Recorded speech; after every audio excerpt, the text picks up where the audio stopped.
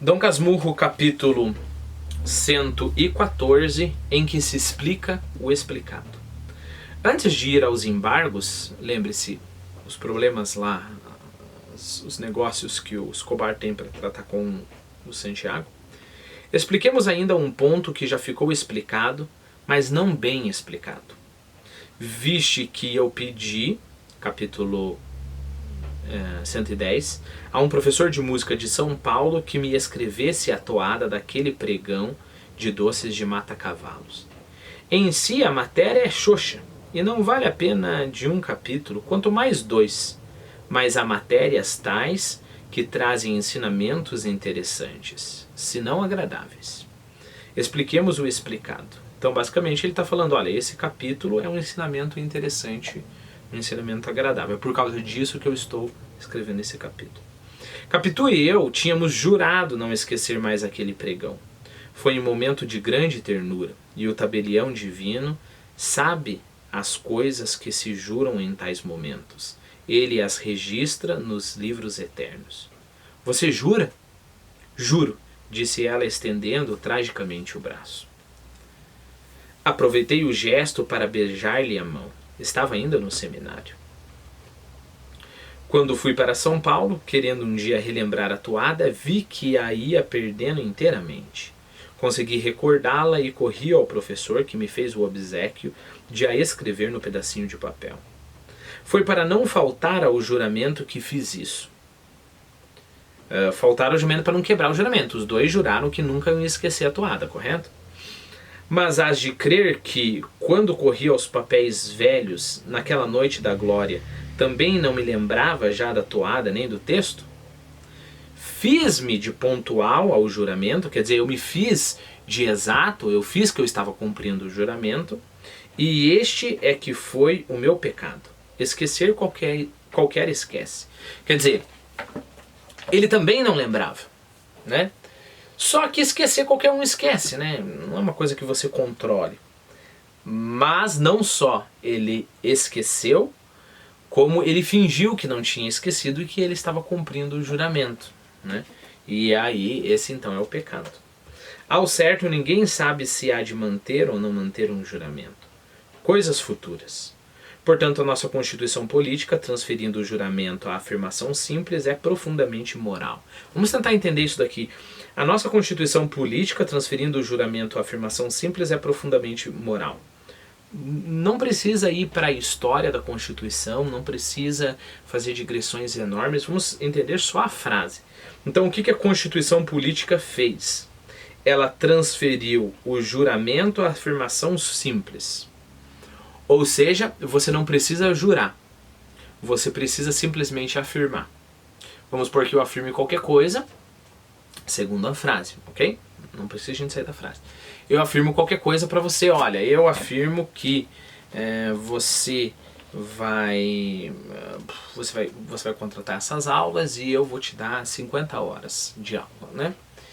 E eu não preciso, eu juro, falar eu juro, eu simplesmente preciso afirmar. Isso já é o suficiente para que, se eu não cumprir com o que eu falei, eu seja punido. Correto?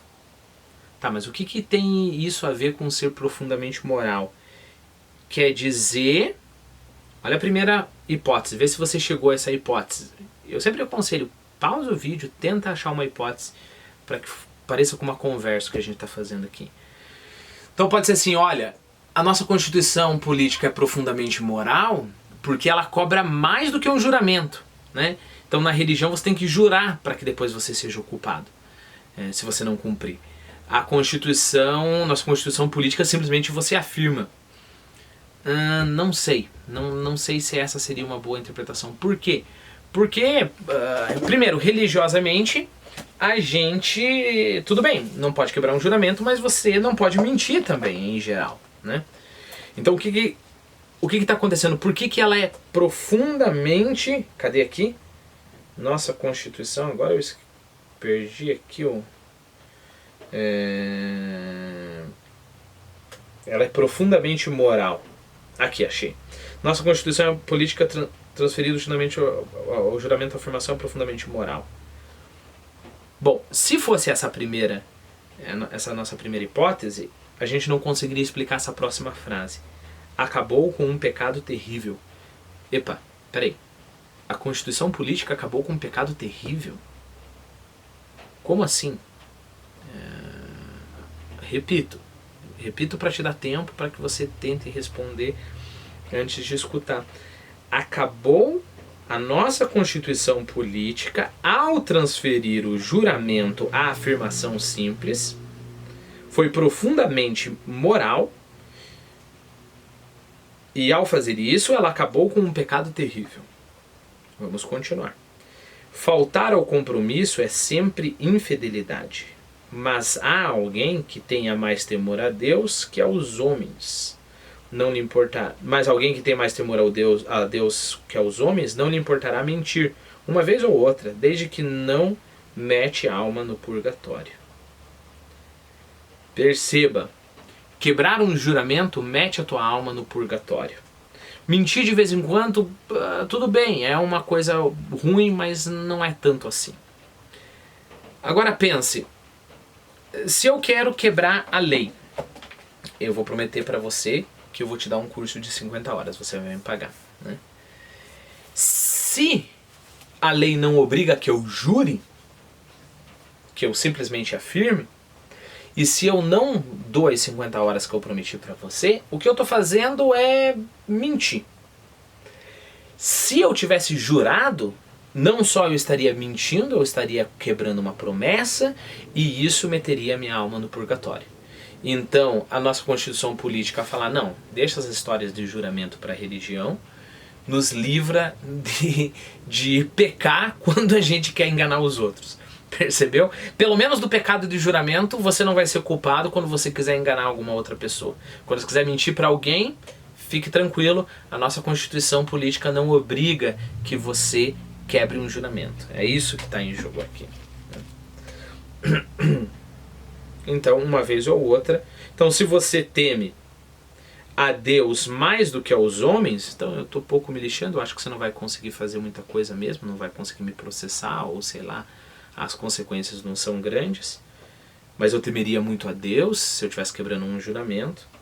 Então a configuração política está perfeita. É claro que é extremamente contraditório, né? Qualquer religião que se preze falaria que o fato de você estar enganando os homens é em si já uma ofensa, né? contra Deus. Botaria a alma no purgatório. Não confundam um purgatório com o inferno, que é o naufrágio. Purgatório é uma casa de penhores que empresta sobre todas as virtudes a juro alto e prazo curto. Mas os prazos renovam-se até que um dia uma ou duas virtudes medianas pagam todos os pecados grandes e pequenos.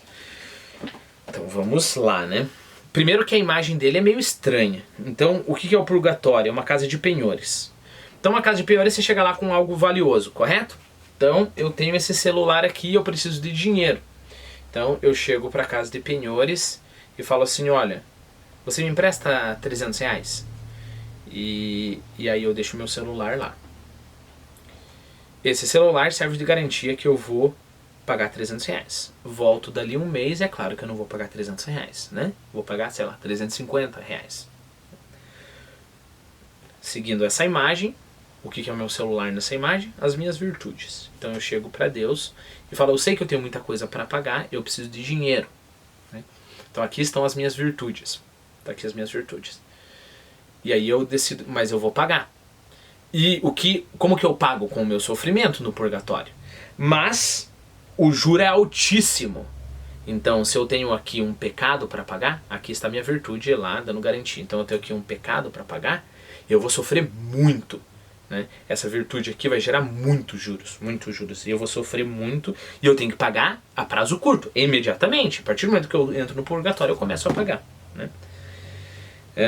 Mas os prazos renovam-se até que um dia 2 ou 3 virtudes medianas pagam todos os pecados grandes e pequenos, né? Então essa é a imagem. Mas perceba que a imagem em si ela é falha. Porque, por exemplo, eu estou emprestando o quê? Estou emprestando a minha salvação? Ou eu estou emprestando tempo? E aí, como que eu posso dar uma virtude de garantia, mas não era, a moeda não era o sofrimento, e aí são outras virtudes que vão pagar? Né? Então ela funciona como uma comparação um pouco... como é que eu posso dizer? Você não pode olhar muito de perto, detalhadamente, a cada detalhe, senão não vai funcionar essa imagem, né? Você tem que olhar um pouquinho afastado, tem que ignorar alguns detalhezinhos, né? E no final, algumas virtudes te salvam, porque depois de você ter pago lá, sofrido no purgatório, é por causa dessas poucas virtudes que você tinha, que você vai ser perdoado de todos os seus pecados, e o tempo que você passou no purgatório vai ter valido a pena e você vai para o céu. Okay? É claro que essa é a explicação que o Santiago, que o Dom Casmurro está dando por purgatório, né? A Igreja Católica, por exemplo, eu acho que falaria algo de que tipo? Falaria o seguinte: ninguém merece o céu, não importa o quão bom você seja, né? Então você precisa da misericórdia divina. E é por causa disso que Jesus veio à Terra. Jesus veio à Terra para que você merecesse o céu, para que o sacrifício dele encobrisse a sua podridão. Ótimo. Mas aí a pessoa falaria, então tá, então eu vou direto para o céu. Provavelmente um padre católico falaria, não, você tem acesso ao céu, mas de um jeito ou de outro no céu não entra podridão. Você não pode entrar no céu todo desleixado do jeito que você é. Né? Você conseguiu aperfeiçoar algumas coisas em vida, e isso é bom. O sacrifício de Jesus te garantiu passagem para a possibilidade de ir para o céu, né? Na verdade, já está ali de presente. Você só precisa se purificar. Você conseguiu se purificar bastante em terra? Não, não conseguiu se purificar tanto assim. Então você passa algum tempo no purgatório até que o restante dessa purificação seja feita e você tem acesso ao céu. Eu acho que seria mais ou menos essa explicação. Lembre-se que não é através do olhar católico que o Dom Casmurro vê as coisas, né? Uma promessa a Deus, ele... Bom, você sabe, né? Ele faz isso durante o livro inteiro, né? Tudo é relação comercial, né? Então nada mais pertinente à teoria dele do que comparar o purgatório a uma casa de penhores.